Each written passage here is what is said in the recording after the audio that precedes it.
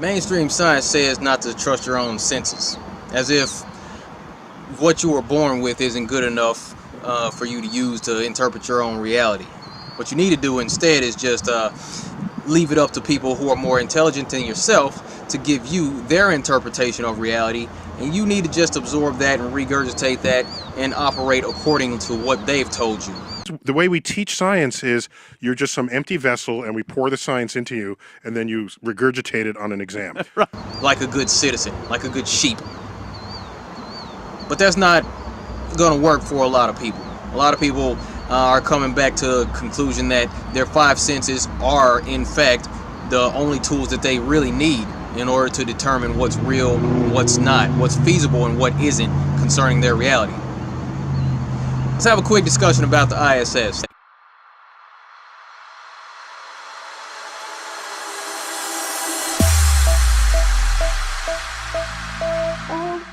What we know about the ISS is that apparently it's supposed to be the size of a football field.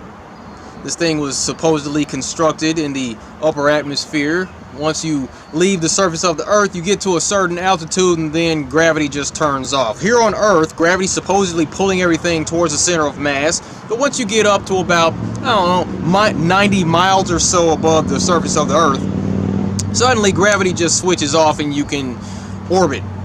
Sure, why not? So we're supposed to believe that the International Space Station is 250 miles above us, the size of a football field, and it's speeding around the Earth, orbiting every day multiple times, going at the breakneck speed of 17,000 miles per hour, somewhere around that.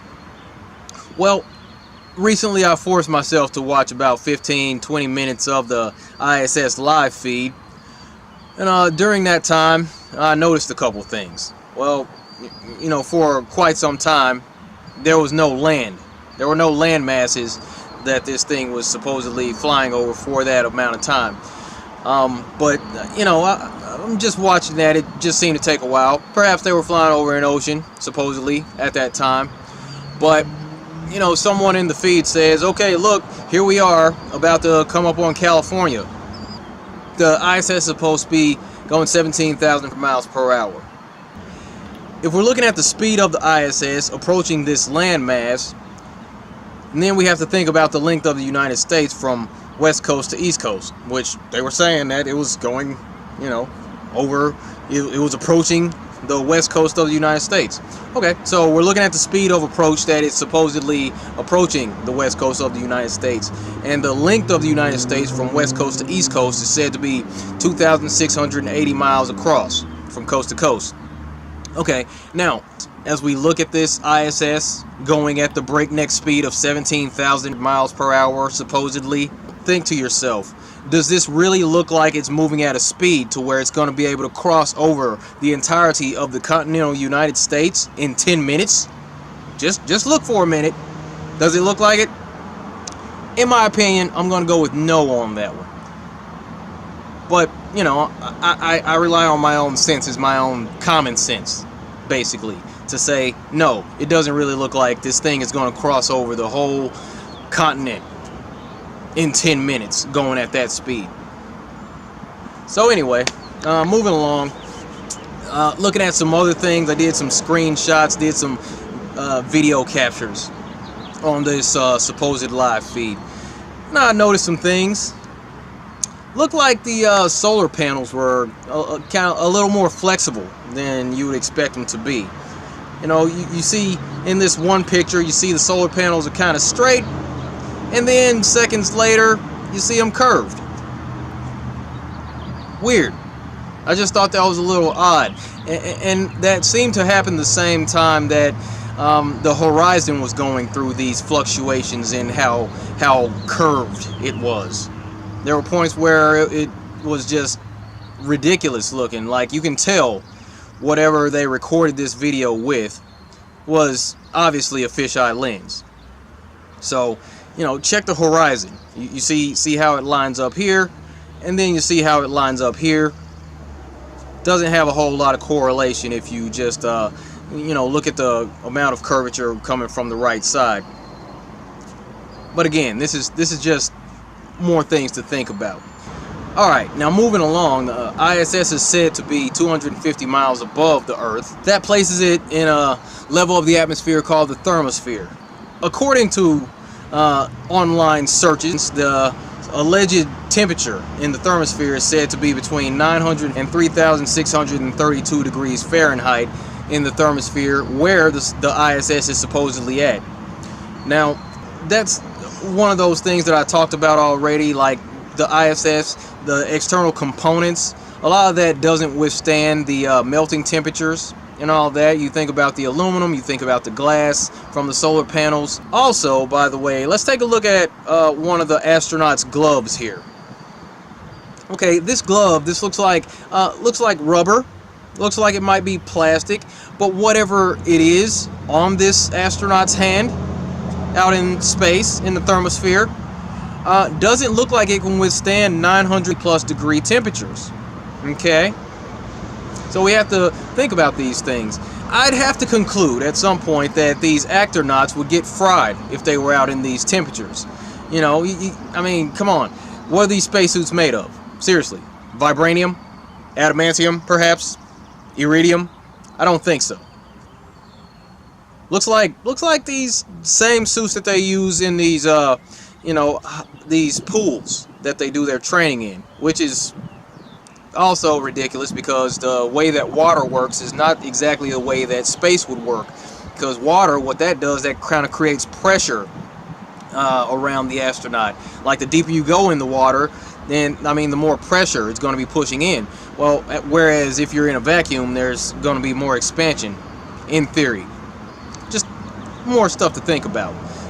If they're trying to mimic the idea of zero gravity in a pool, then yeah, that might work. But as far as the way that the suits are going to interact with space, that doesn't really work out the same. Also, I'd have to conclude from what I've seen that the ISS live feed, it's on a loop. And if you sit down and watch the ISS live feed long enough, you're going to see where it loops at. And there's a point where the astronaut turns around, goes into selfie mode. Okay, you can see his face clearly, and then all of a sudden, bam, the visor pops up, and you can't see his face anymore. Like, it's magic. What that shows is either live editing or that it's on a loop. I'm going to say this thing's on a loop, because I've actually watched a lot of the ISS live feed, and a lot of it just looks the same. It seriously, take some time. If you feel the need to, take some time. And every now and then, just pop on. Just check it out for about 5 minutes. You know, the next couple days, check it out for another 5 minutes. Next couple days, go on a couple more minutes. And you'll start noticing that, okay, this looks like the same stuff all the time. So I'm thinking that the whole ISS live feed, it really does look like it's on a loop. And you can tell where it loops because the astronaut goes from clear to he's covered. Without any hesitation. You didn't see him hit a button and the visor came down. It just went from one to the other. That's a red flag, in my opinion. There. Again, I conclude that maybe the ISS is made of something that can withstand those temperatures, but the space suits, no.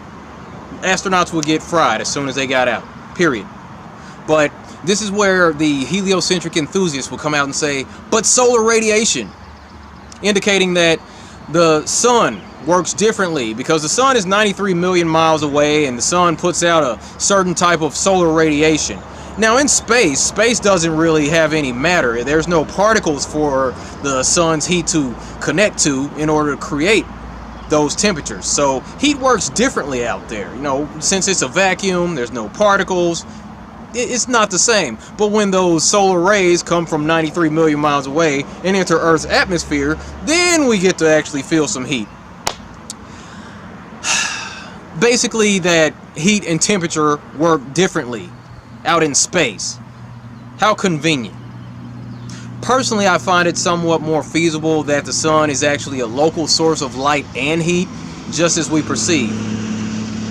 I find it to be more feasible that the sun is not 93 million miles away, that it's small, that it's local, that it actually does spend most of every year making a clockwise circuit near the equator, which is why the equator is always maintaining a constant temperature for the most part throughout the year, as we perceive it, because we know, people in those regions, those islands, those continents that are right around the equator, they experience the same temperatures throughout the year. So it just makes more sense that the sun is local and that the sun has a certain temperature, and that heat from the sun and the light from the sun, it's because the sun is close. It's not because of some magical radiation from millions of miles away. That doesn't make any sense. But if you think about a light bulb and how you can see a light bulb from a distance, and if you get close enough to that light bulb, you can feel the heat from that light bulb. I would surmise that that's probably how the sun works. But these are just things that I want to share with you about the way that I perceive reality. Could be, maybe not, but it makes more sense. It's a lot harder to believe that whole 93 million miles away special type of radiation travels through the infinite vacuum of space and then suddenly ends up here and suddenly we can be warm. That's odd. And if that could work that way, then there wouldn't be such great temperature fluctuations from the equator to the supposed poles. The North Pole gets a little colder, gets a lot colder, and the equator is about 85 all year, something like that. And then the South Pole, Antarctica, it's all frozen tundra. I don't think that a couple of thousand miles, of latitude are going to cause such a great variation in temperature if the sun is 93 million miles away and the rays hit the sun parallel, like we're told according to the heliocentric model. Just give me some things to think about. Just some stuff to consider. But anyway, that's all I got for this one. Just wanted to share those things with you. What I've been doing lately is just I've been watching a lot from plaintruth.info. That's a shout out I'd like to do. Go over, check out plaintruth.info. Subscribe to his channel if you haven't already. He gets into a great detail about a lot of the things that are going on. Mandela effect, the Jesuits, a lot of good information, lots of stuff. He covers all kinds of topics, like he's constantly on this thing.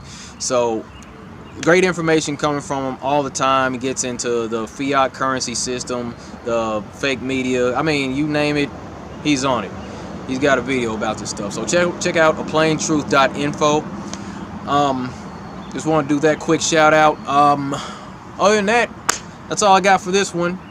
As always, be good to each other. Take care of yourself. Stay flat. I'll see you next time. Thank you. If you'd like to get in touch with me, please do so through my website, dmarble.info.